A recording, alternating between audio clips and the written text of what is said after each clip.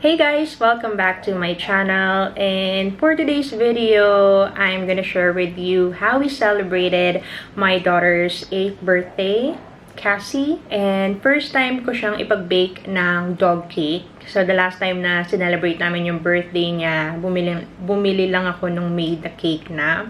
But this time, gusto ko, ako naman yung magbe-bake ng cake for her. And nakita ko sa TikTok, padali lang naman mag-DIY ng dog cake. And at the same time, mas healthy. Kasi, syempre, ikaw yung bibili ng mga ingredients. Alam mo yung mga ingredients na ilalagay. So, ayun.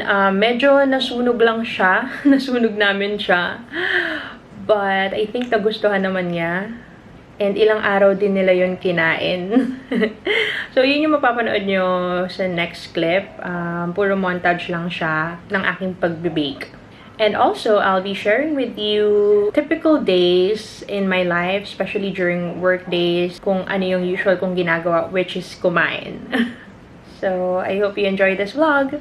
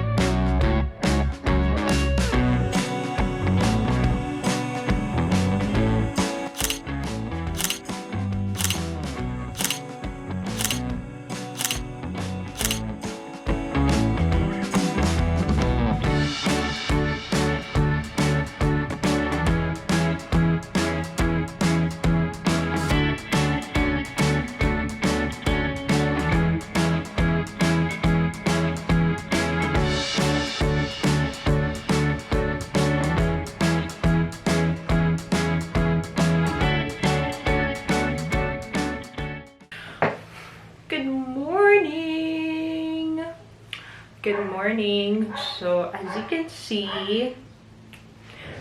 the angle is giving.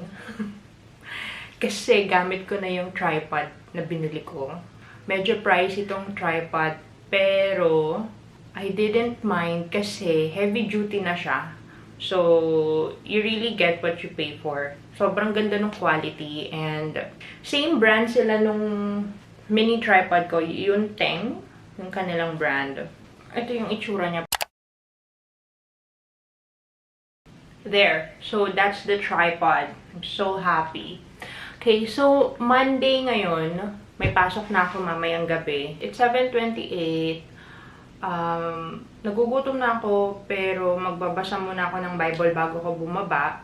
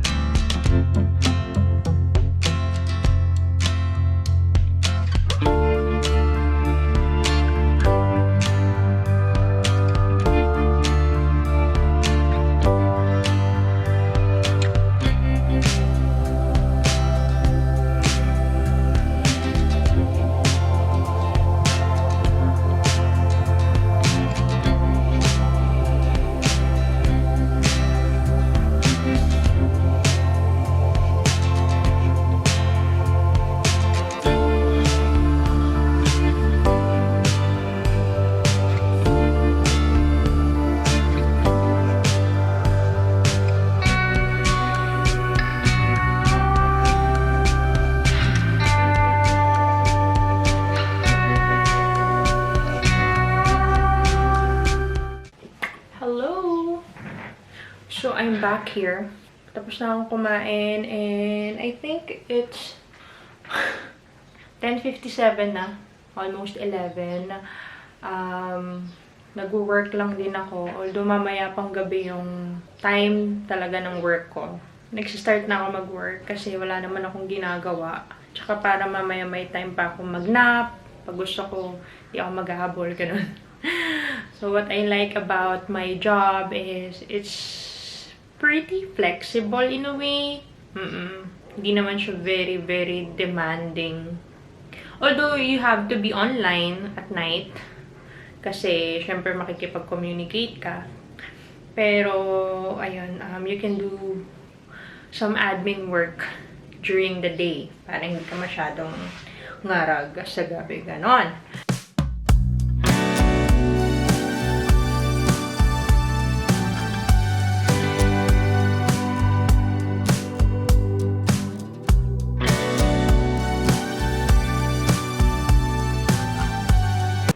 Hey guys, so I'm currently working.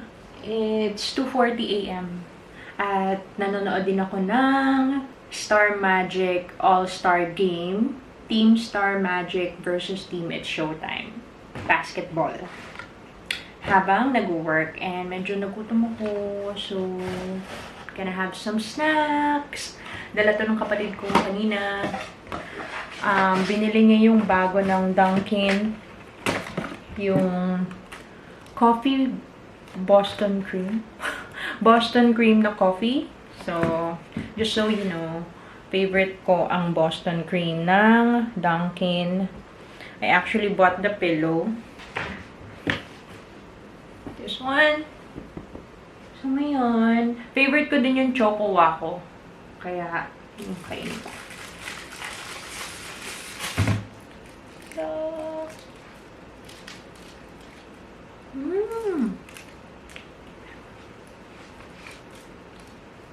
for sure ko lang, no?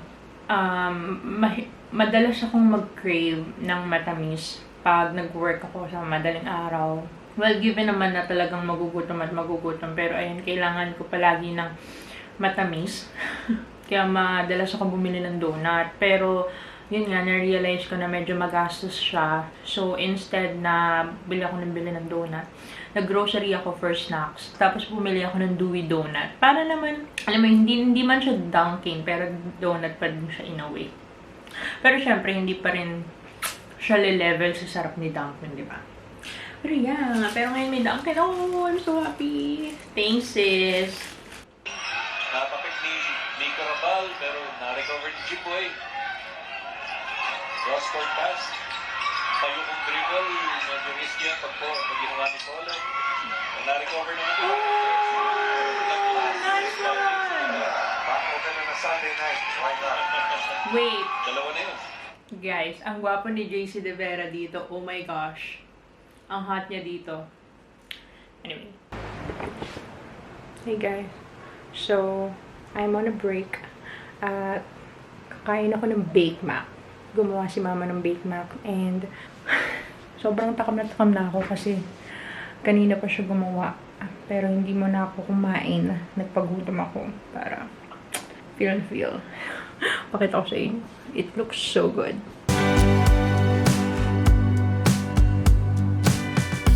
Let's do some taste test.